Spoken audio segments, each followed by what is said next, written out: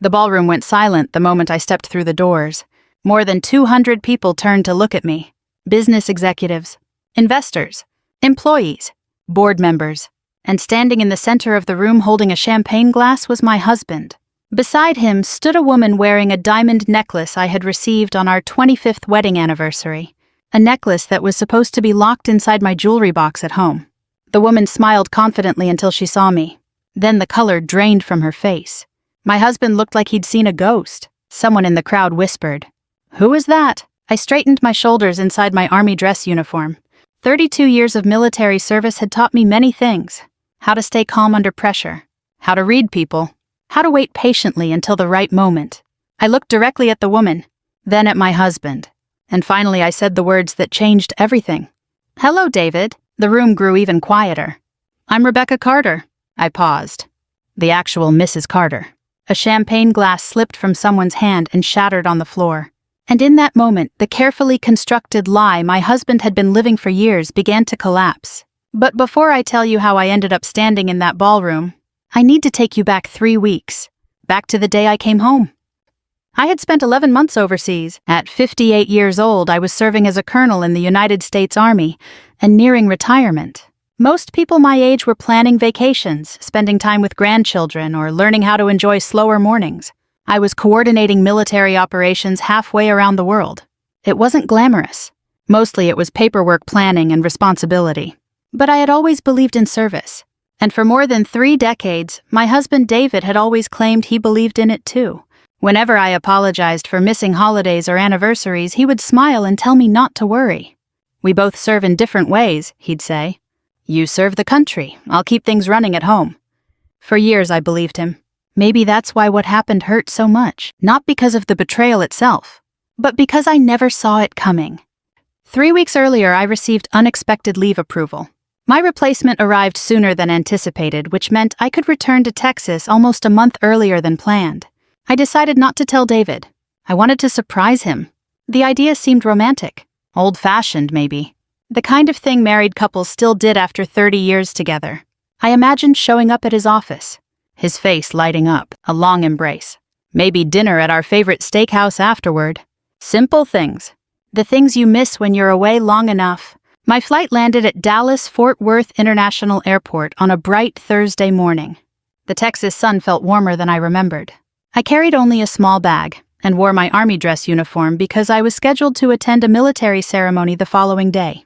Instead of heading home first, I called a rideshare and gave the driver the address of David's company, Carter Logistics Solutions, a business we had built together from almost nothing. Back in the early years, I had helped with bookkeeping on weekends while serving active duty. Every promotion I earned in the Army had also helped create opportunities for his growing business. We were partners, or at least I thought we were. The company headquarters occupied a modern 4-story building in a business district north of Dallas. As we pulled into the parking lot, I felt butterflies in my stomach. I remember laughing at myself. After 30 years of marriage, I was still nervous about surprising my husband. The driver dropped me off near the front entrance. I straightened my uniform jacket and walked toward the security desk. The guard looked to be in his late 20s, friendly enough.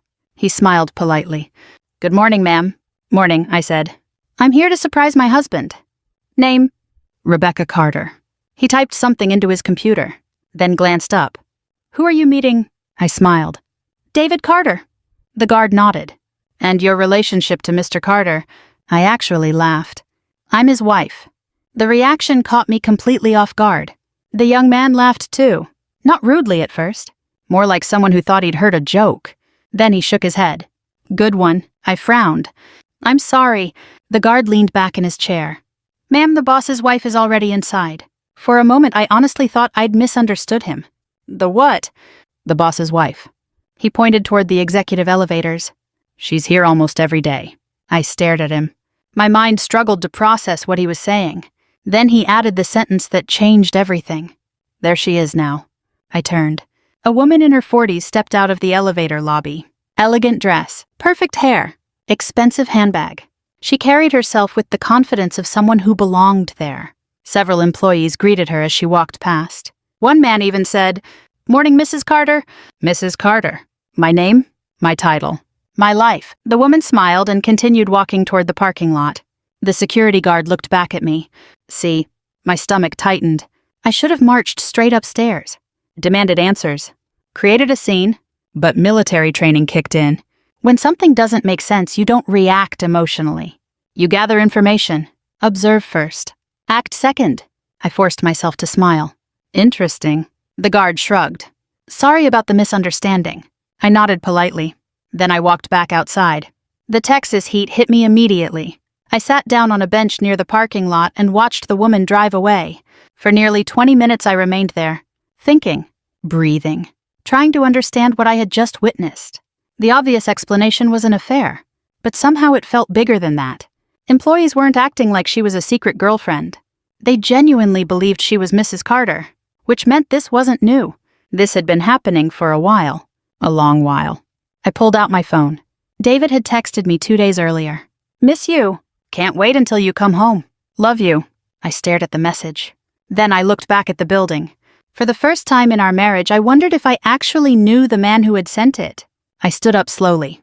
I wasn't ready to go home. Not yet. Instead, I booked a room at a nearby hotel. Because something told me that if I wanted the truth, I needed to stop being a wife for a little while and start thinking like an investigator. The moment I checked into that hotel room, I made a decision. I would not call David. I would not confront him. Not yet. Instead, I was going to find out exactly who that woman was, and why half of Dallas seemed to believe she was living my life. The first night in that hotel room, I barely slept. Not because I was angry. At least not yet. Anger requires certainty. And at that point, all I had were questions. I sat beside the window overlooking the Dallas skyline and replayed the scene at the security desk over and over. The guard hadn't looked nervous. He hadn't been covering for anyone. He genuinely believed the woman he pointed to was David Carter's wife. That was the part I couldn't shake. Affairs happen. I've lived long enough to know that. Military life puts enormous pressure on marriages. Long deployments. Missed birthdays. Empty chairs at family dinners. I've seen good marriages survive it and good marriages collapse under it. But what I'd witnessed wasn't simply infidelity. It was something stranger, more deliberate.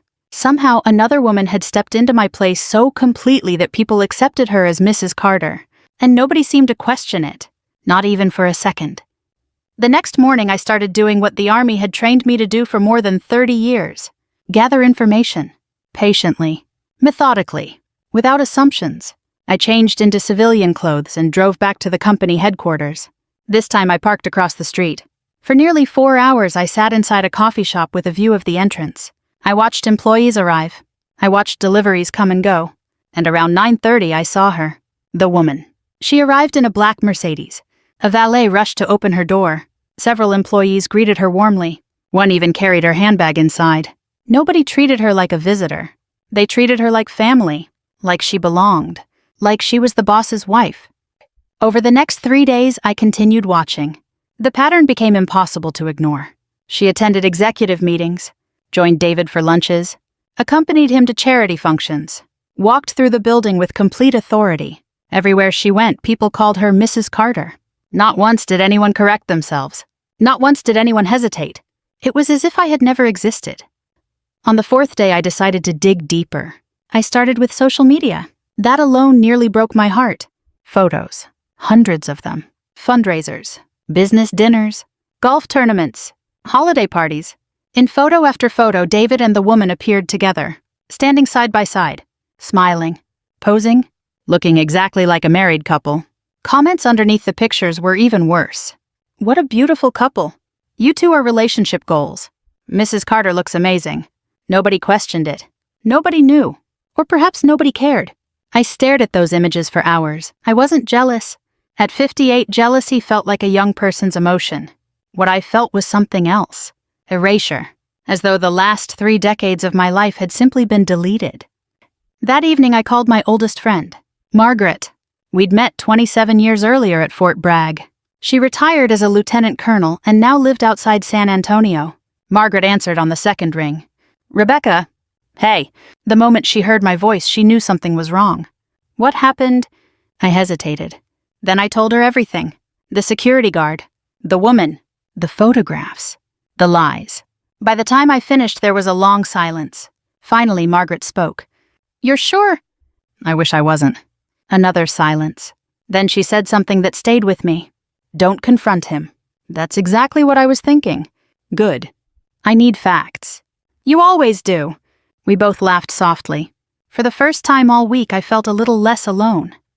The next morning, Margaret connected me with another retired officer, a former military investigator named Frank Lawson.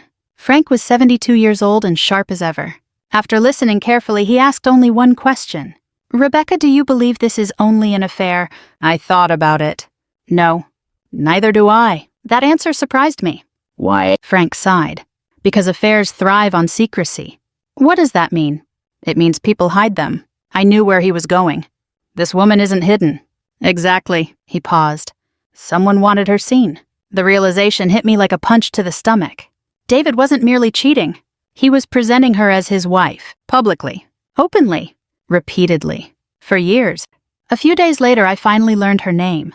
Vanessa Morgan, 43 years old, former marketing consultant, divorced, no children. I found her listed as a board advisor for several local charities.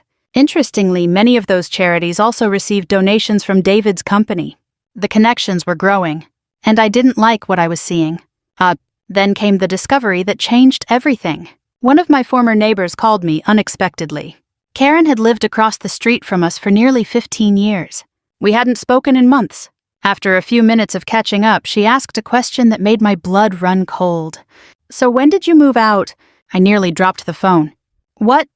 You and David. What are you talking about? There was a long pause. Karen sounded confused. I assumed you moved. Why? Because another woman has been staying there. I felt my heart pounding. How long? Another pause. Then she answered. At least 2 years. 2 years. Not 2 months. Not 6 months. 2 years. I closed my eyes. The room suddenly felt very small. For 2 years, another woman had been walking into my home, sleeping in my bed, using my kitchen, hosting dinners in the house I helped pay for, and all while I was serving overseas. That night I drove past my own house. I parked across the street, the same way I had watched The Office. The lights were on. A familiar porch light glowed beside the front door. The flower beds I had planted years earlier still lined the walkway. Everything looked exactly the same, yet somehow it wasn't my home anymore. At around 8:30, David's SUV pulled into the driveway. A few minutes later, Vanessa came outside. She kissed him, casually, comfortably, like she'd done it 1,000 times. Then they went inside together. I sat there for nearly an hour, not crying, not screaming, just watching, accepting reality. Sometimes the truth arrives all at once. Sometimes it arrives one painful piece at a time.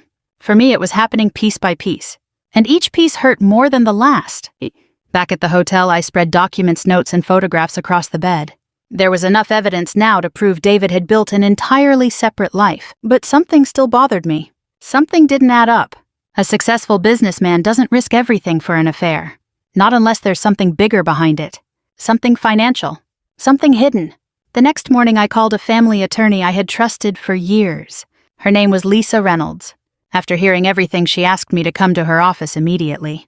When I arrived, she listened quietly and reviewed my notes. Then she leaned back in her chair. Rebecca, I think we need to examine the company's finances. I frowned. Why? Lisa folded her hands together. Because people willing to lie this long about one thing, she paused, are often lying about other things too.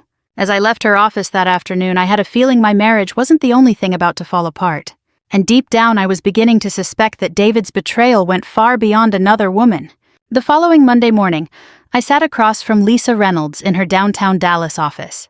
The building overlooked a busy stretch of freeway where thousands of people were heading to work, worrying about deadlines, meetings, and ordinary problems. I envied them. A week earlier, I had been worried about whether David would like the surprise I had planned. Now I was trying to determine whether my husband had spent years dismantling the life we'd built together. Lisa slid a legal pad across the desk. Let's start with everything you jointly own. For the next 2 hours, we reviewed our finances. The house, retirement accounts, investments, business interests, savings, things I hadn't thought about in years. David had always handled most of the company's financial operations, not because I couldn't, simply because marriage requires trust, or at least it should. I trusted him, the same way he trusted me to protect his life when I carried a weapon overseas, the same way he trusted me to represent our family while serving in uniform. Trust isn't supposed to be complicated. That's why betrayal hurts so much. By Wednesday, Lisa had assigned a forensic accountant to review publicly available records connected to Carter Logistics Solutions. His name was Michael Bennett, a quiet man in his 60s with reading glasses that constantly slid down his nose. He reminded me of a favorite high school teacher, the kind who notices details everyone else misses. When we met for the first time, he carried 3 thick folders. That immediately concerned me. 3 folders meant work. A lot of work. Michael sat down, opened the first folder, and sighed. Colonel Carter. I hadn't heard that title spoken in days. For some reason, it comforted me. Yes, I think you have a much bigger problem than an affair. My stomach tightened. Show me. For the next hour, Michael walked me through a complicated web of transactions. Some were small, others weren't. Large consulting fees, questionable vendor contracts, property purchases, corporate transfers. At first glance, everything appeared legitimate. But once Michael began connecting the dots, a disturbing picture emerged. Money was moving. A lot of money. And much of it seemed connected to Vanessa Morgan. I stared at the documents. How much are we talking about? Michael adjusted his glasses. Potentially several $1 million. The room suddenly felt colder. Several million. Not thousands. Not hundreds of thousands. Millions. I had expected heartbreak. I had expected lies. I had not expected financial betrayal on this scale. The deeper we looked, the worse it became. Several companies receiving payments from Carter Logistics appeared to have connections to Vanessa. One was registered under a former business partner of hers. Another listed an address tied to a family member. A third had virtually no business activity at all. Yet money continued flowing into it. Month after month. Year after year. Lisa leaned forward. David knew exactly what he was doing. I nodded slowly. There was no other explanation. These weren't mistakes. They were decisions. Careful, intentional, calculated decisions. What hurt most wasn't the money. At 58 years old, I'd learned that money comes and goes. You can lose a house, lose investments, lose possessions. What truly hurts is discovering someone you love has been lying while looking directly into your eyes. That's harder to recover from. A few days later, Michael uncovered another troubling detail. David had recently begun restructuring ownership percentages within the company. The timing caught everyone's attention, especially Lisa's. She reviewed the paperwork several times before speaking. When were you supposed to return from deployment? About 3 weeks from now. She nodded. Interesting. What is... Lisa turned the documents toward me. These transfers were scheduled to continue over the next 6 months. I studied the dates. A cold realization settled over me. David thought he still had time. He believed I was overseas. He believed I wouldn't be back yet. Which meant he had been in the middle of something when I unexpectedly arrived home. Something unfinished. Something important. That weekend, another piece of the puzzle appeared. An old friend called me. His name was Jim Harper. He had worked for David for nearly 15 years before retiring. I'd always liked Jim. Steady. Honest. The kind of man who still mailed handwritten Christmas cards. When he heard I was back in Texas, he asked to meet for coffee. We chose a diner near Plano. Nothing fancy. Just eggs, coffee, and quiet conversation. After a few minutes of small talk, Jim grew serious. I almost didn't call. Why? He looked uncomfortable. Because I wasn't sure how much you knew. Knew about what? He stared into his coffee, then finally answered. Things changed after you deployed.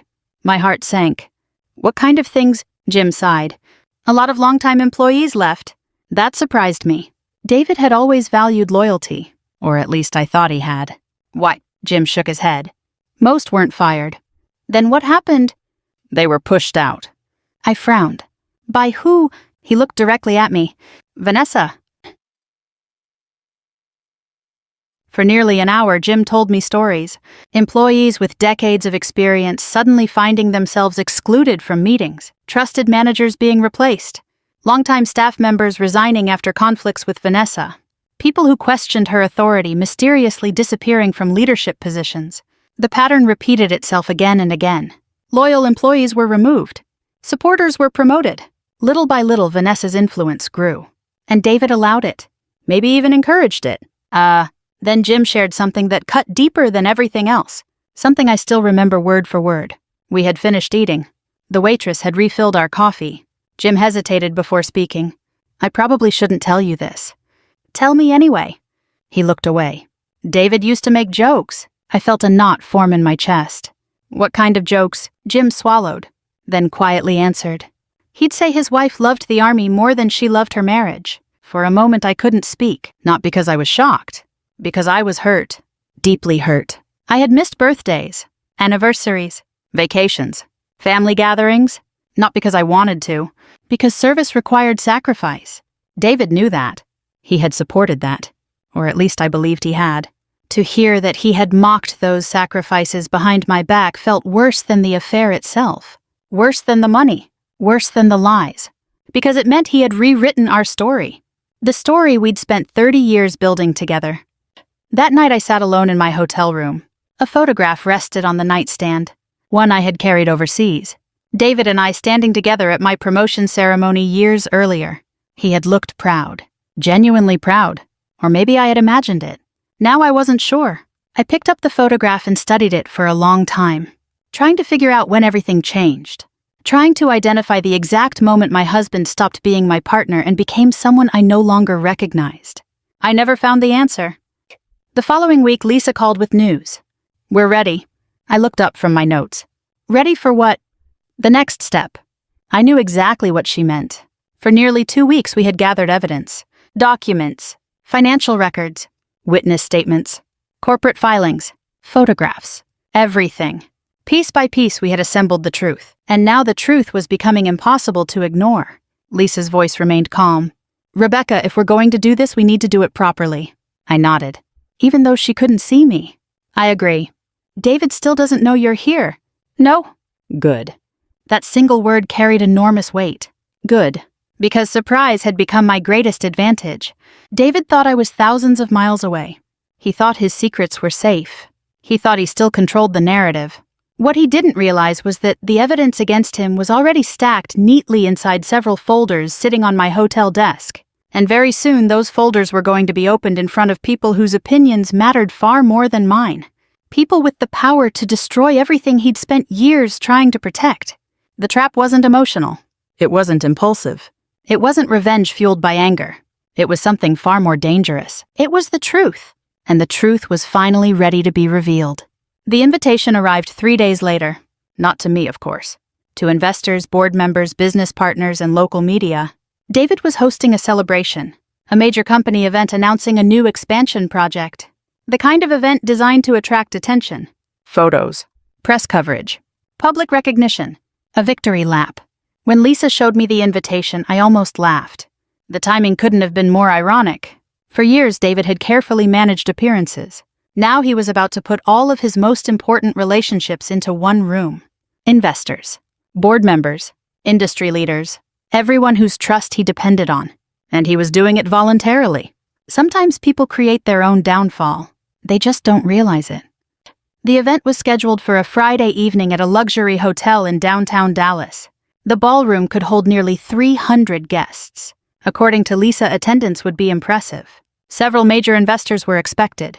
A few local politicians, business reporters, community leaders, the entire board of directors. Exactly the kind of audience David would want. And exactly the kind of audience that needed to hear the truth. The week leading up to the event felt strangely peaceful. Not because I wasn't nervous. I was. But after years in the army, I'd learned something important. Preparation reduces fear. And we were prepared. Every document had been reviewed. Every statement verified. Every piece of evidence organized. There would be no emotional outburst. No dramatic screaming. No scenes from a television show. Just facts. Carefully documented facts. The kind that are difficult to argue with. Snai. On Friday afternoon, I stood in front of the mirror inside my hotel room. My army dress uniform fit perfectly. The same uniform I had worn at promotion ceremonies, military funerals, retirement celebrations, and official functions across 3 decades. The uniform represented service, duty, integrity, values that had guided my life, values that suddenly felt more important than ever. I adjusted the ribbons above my pocket, smoothed my jacket, and looked at my reflection. The woman staring back looked older than she had 3 weeks earlier, but she also looked stronger. There comes a point when heartbreak stops making you feel small. Instead, it reminds you who you are. That moment had finally arrived. Lisa met me in the hotel lobby.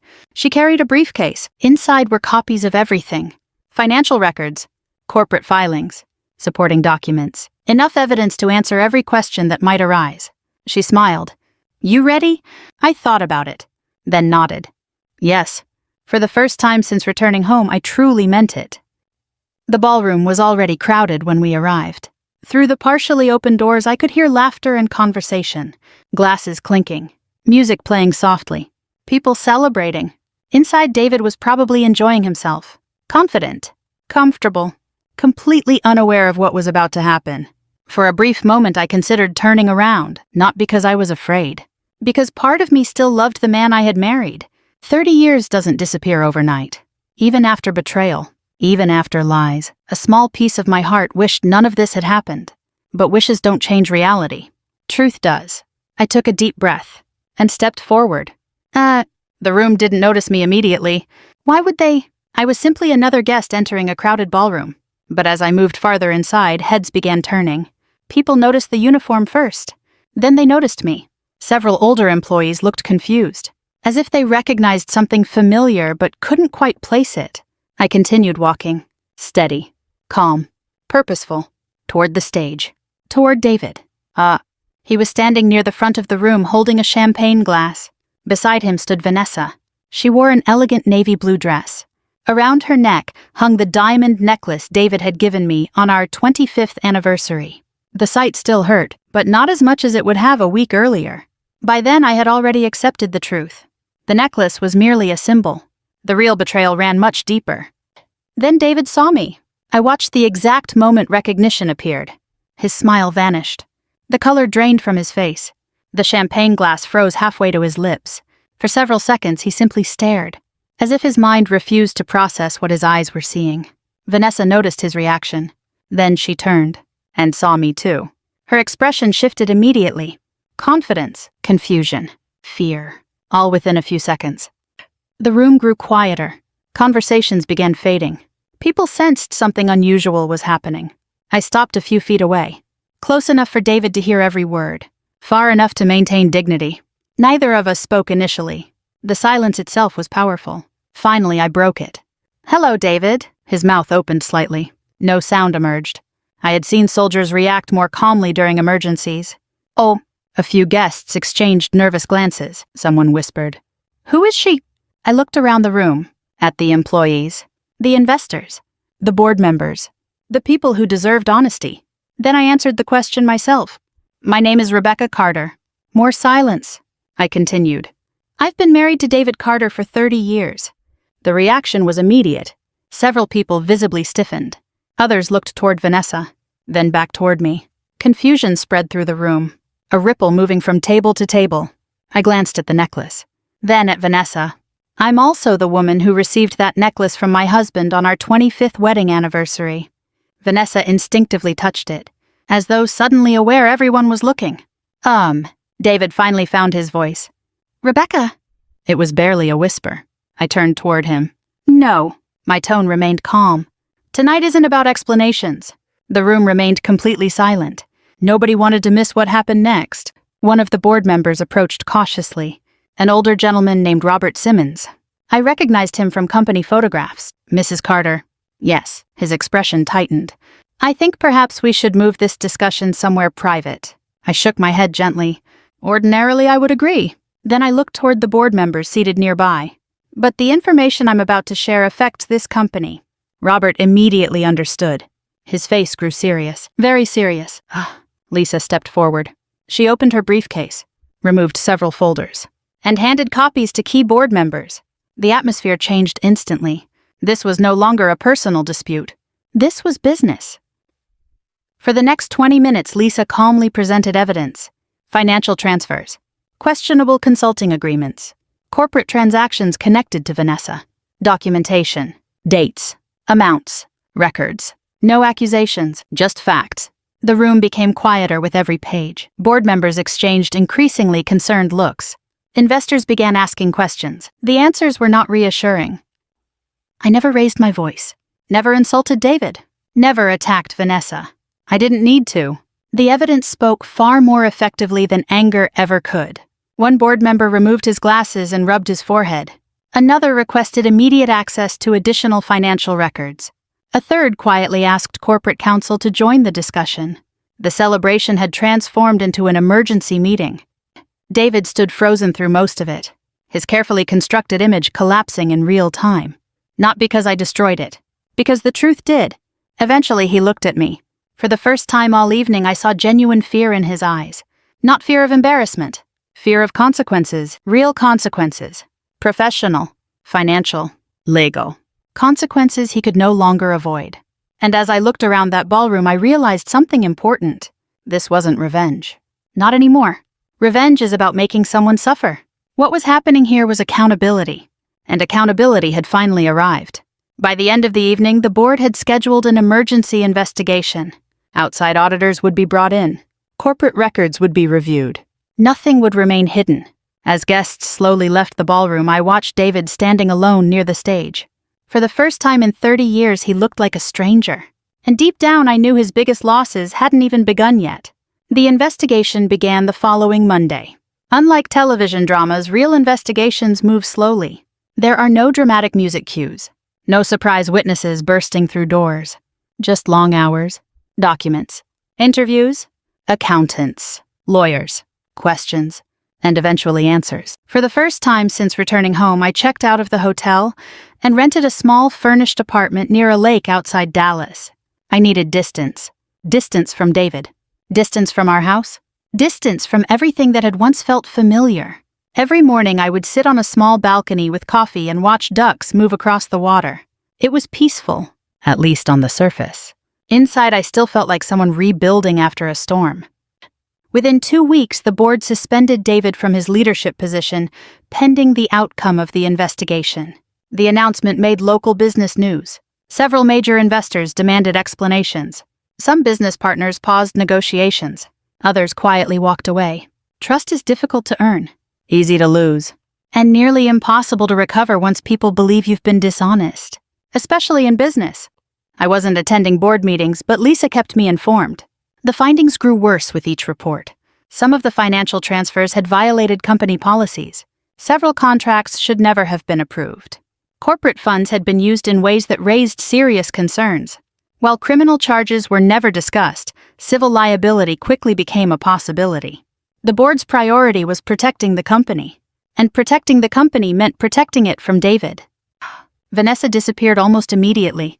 That part surprised me less than anything else. One week she was attending charity luncheons and posing for photographs.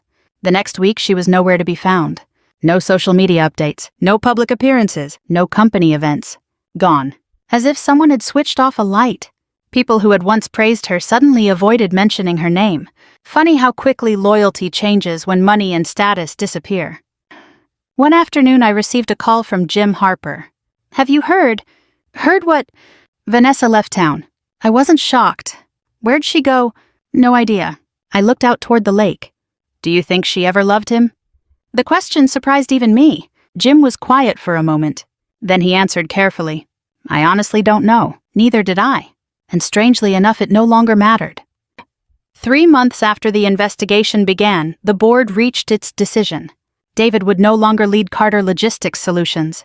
His ownership interests would be significantly reduced under a settlement agreement. Additional legal proceedings would resolve the remaining financial disputes. The company survived, but David's position within it did not. When Lisa called with the news, I expected to feel victorious. Instead, I felt tired. Very tired. Because the truth is, winning doesn't always feel the way people imagine, especially when the person who loses is someone you once loved. The financial settlement itself was substantial. Years of shared assets, business interests, property, investments, everything had to be divided. The final numbers weren't important to me. Not really. I had spent most of my adult life living comfortably but modestly. The settlement provided security. Nothing more. And honestly, security was enough. At my age, peace mattered more than luxury. Friends wanted me to celebrate. Margaret certainly did. She drove up from San Antonio and insisted on taking me to dinner. Halfway through the meal, she raised a glass. To Rebecca Carter, I laughed. What exactly are we celebrating? You survived. That answer caught me off guard. Margaret smiled. No bitterness, no revenge obsession. No self-destruction. She lifted her glass again. You survived. This time I raised mine too, because maybe she was right. A few weeks later, I received a text message from David. The first direct message since the ballroom. Would you meet me? I stared at the phone for a long time. Part of me wanted to ignore it. Another part knew avoidance wouldn't bring closure. Eventually, I agreed. Oh. We met at a quiet restaurant outside the city. The kind of place where retired couples linger over coffee and nobody pays attention to strangers. When David walked in, I barely recognized him. He looked older. Not physically. Emotionally. The confidence he once carried had disappeared. For several moments, neither of us spoke. Finally, he broke the silence. Thank you for coming. I nodded. You're welcome. Then another silence settled between us. 30 years together. And suddenly we felt like strangers. Eventually, he looked down at his hands. I don't know where to start. Start with the truth. His eyes closed briefly. Then he nodded. Fair enough. For the next hour, David told me things I should have heard years earlier. Not excuses. Not justifications. Truth. Or at least what he believed was the truth. He talked about feeling overshadowed. About insecurity. About watching people admire my military career while viewing him simply as my husband. At first, I struggled to understand. Then I remembered something important. Pain doesn't always make people stronger. Sometimes it makes them selfish. I was proud of you, he said quietly. Then why did you mock me? His face tightened. He knew exactly what I meant. Jim's story. The jokes. The comments. David looked ashamed. Because it was easier. Easier than what? Easier than admitting I felt left behind. For a moment, neither of us spoke. Then he continued. I convinced myself you loved the army more than you loved me. I stared at him. You knew that wasn't true. I know that now. The answer was heartbreaking. Because deep down, I think he knew it then too. People often imagine betrayal comes from hatred. Sometimes it doesn't. Sometimes it comes from weakness, insecurity, fear. Poor choices repeated over and over until they become something unforgivable. That realization didn't excuse what David had done, but it helped me understand it. And understanding is often the first step toward peace. As lunch ended, David looked at me. There were tears in his eyes. The first I'd seen throughout this entire ordeal. I'm sorry, Rebecca. The words hung in the air. Simple words, late words, but sincere words. I believed that. For a long moment I studied the man sitting across from me. The man I had loved. The man who had broken my heart. The man who had ultimately destroyed his own life far more thoroughly than I ever could have. And for the first time since coming home, I didn't feel anger. I felt sadness. A deep sadness for everything we had lost. Everything we could have been. And everything that would never be again. As we stood to leave, David asked one final question. Do you think you'll ever forgive me? I looked at him carefully. Then answered honestly, I don't know. And at that moment, it was the most truthful answer I could give. 6 months after my meeting with David, I officially retired from the United States Army. 32 years. When I first raised my right hand and took the oath, I was 26 years old. I had no idea where life would take me. I certainly never imagined I would end my career as a colonel. And I definitely never imagined I would be retiring while rebuilding my life from the ground up. Life has a way of surprising us. Not always pleasantly. But sometimes the unexpected becomes the beginning of something better. The retirement ceremony was held on a warm spring afternoon. Family, friends, fellow soldiers, former commanders, people from different chapters of my life gathered together. Margaret sat in the front row. Jim was there too. Even Lisa attended. As I looked around the room, I noticed something interesting. For months I had focused on what I had lost. A marriage, a home, a future I thought was guaranteed. But standing there that afternoon, I saw something else. I saw what remained. Friendship, respect, community, purpose. The things that truly matter. The things betrayal cannot take away. After the ceremony, several younger officers approached me. They asked questions about leadership, service, retirement, life after the military. One young captain looked particularly nervous. Ma'am, she said, what's the most important thing you've learned? I smiled. There were hundreds of possible answers, but only one felt right. Never build your entire identity around one person. She nodded thoughtfully. I hoped she understood, because it had taken me nearly 60 years to learn that lesson myself. A few weeks later, I began volunteering with a veterans transition program. The organization helped former service members adjust to civilian life. Many struggled with uncertainty. Some felt lost. Others felt forgotten. I understood those feelings better than I ever expected to. Every Wednesday I met with veterans looking for jobs, housing, or simply someone willing to listen. The work was meaningful and surprisingly healing. Helping other people reminded me that pain isn't the end of a story. Sometimes it's the beginning of a new chapter.